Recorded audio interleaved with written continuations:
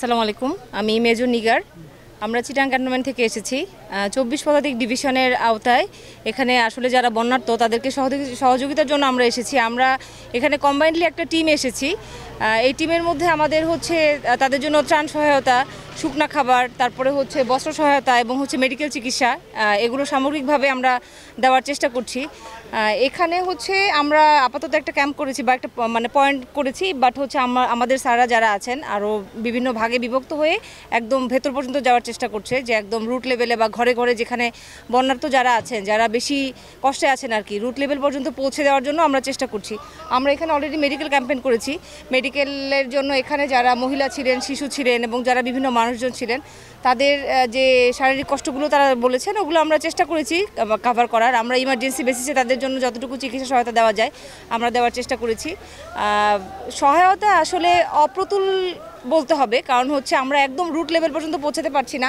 আর যেটা সবচেয়ে বেশি ডিফিকাল্টিস মনে হয়েছে সেটা হচ্ছে দোরগোড়ায় পৌঁছানোটা সবচেয়ে ডিফিকাল্টিস। আমরা রাস্তা ধরে গাড়ি ধরে যতটুকু আসতে পারছি এতটুকুতে আমরা সহায়তা সাফিসিয়েন্টলি দিতে পারছি, বাট যখন একদম ঘরে যেতে হচ্ছে এই নদী পথ দিয়ে, ওটা হচ্ছে আমাদের সবচেয়ে বেশি ডিফিকাল্টিস হচ্ছে, কারণ অ্যাডিকুয়েট বোট নাই এখানে বা কোনো জলযান ওরকম যেগুলো আমাদের আছে এগুলো দিয়ে আমরা সহায়তা দেওয়ার চেষ্টা করছি, বাট মনে হচ্ছে সেটা সাফিসিয়েন্ট হচ্ছে না।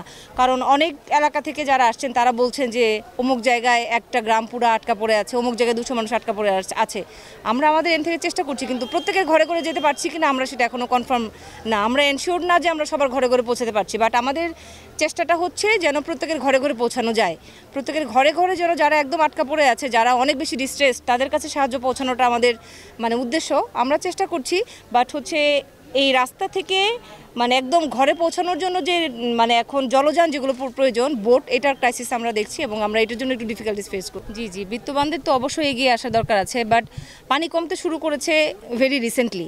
এখনও পর্যন্ত আমরা যারা খুবই ডিস্ট্রেস তাদেরকে জীবন রক্ষা করাটা ছিল এখন মেইন উদ্দেশ্য, যে কেউ যেন একদম পানিতে আটকা পড়ে গেছে, তার জীবন সংশয় হলো, তাকে বাঁচানোটা ছিল আমাদের মেইন উদ্দেশ্য। কেউ 2 দিন ধরে খেতে পারছে না, তাকে মিনিমাম পসিবল একটা খাবার দিয়ে তাকে সার্ভাইভালটা ছিল আমাদের মেইন উদ্দেশ্য। আর এখন পানি নেমে যেতে থাকলে তখন নতুন ধরনের প্রবলেম আসবে, অসুখ বিসুখ আসবে, ডায়রিয়া আসবে, কলেরা আসবে, তাদের পুনর্বাসনের জন্য চেষ্টা করতে হবে। এই জন্য অবশ্যই সহযোগিতা থাকবে। আমরা শেষ পর্যন্ত তাদের পাশে থাকার চেষ্টা করব, আমার সরকার চেষ্টা করবে যতটুকু সম্ভব। এখন আমরা একদম ইমার্জেন্সি কভার করার চেষ্টা করছি, একদম জীবন বাঁচানোর চেষ্টা করছি।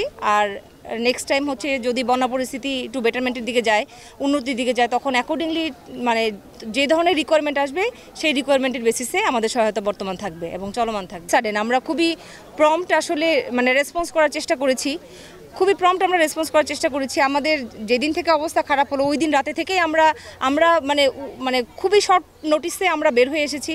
আমরা একদম তাদের কাছে আসার চেষ্টা করেছি, কাছে এসে ক্যাম্প স্ট্যাবলিশ করেছি। একদম জাস্ট রাতের মধ্যে আমাদের আদেশ হয়েছে, রাতের মধ্যে আমরা ডেপ্লয়েড হয়েছি। আমরা একদম প্রত্যন্ত এলাকায় যাওয়ার চেষ্টা করেছি, বাট সেটা তো আসলে ডিফিকাল্ট ছিল। বাট যখন আমরা ডিস্ট্রেস মানুষের কষ্ট দেখেছি তখন আমাদের মনে হয় না যে আমরা তাদের জন্য খুব কষ্ট করছি, আমরা কষ্ট ফিল করি নাই। আসলে এই উদ্যোগটা নিয়েছি আমার ভাই বোন এলাকাবাসী, আমাদের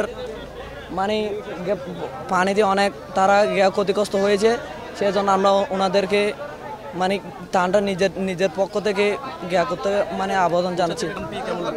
না, ত্রাণ তো আমরা লাইনে দাঁড়াইছি, সকাল থেকে অনেকে ত্রাণ নিয়েছে, কেউ 2-3বারও নিয়ে নিছে, আবার কেউ একবারও পায় নাই। কিন্তু সেনাবাহিনী এবং অন্যান্য যারা আছে সংগঠন, তারা কিন্তু আপ্রাণ চেষ্টা করতেছে, তাদের দোষ দিয়েও লাভ নাই। কারণ মানুষ তো অতিরিক্ত মানুষ, কথা বুঝেন নাই, ওনারা তো বাইরের মানুষ। আমরা পুলিশ সমান পানি, মানুষ এখনো খানা দানা না, ফ্যামিলি নিয়ে এখানে আসছি তো তাহলে এখনো খাওয়া দাওয়ার পাই নাই। ভালো লাগছে সেনাবাহিনী আমাদের ফাঁসাইছে, ভালো লাগছে, আমার কাছে খুব খুশি। আপনারা সহযোগিতা করতে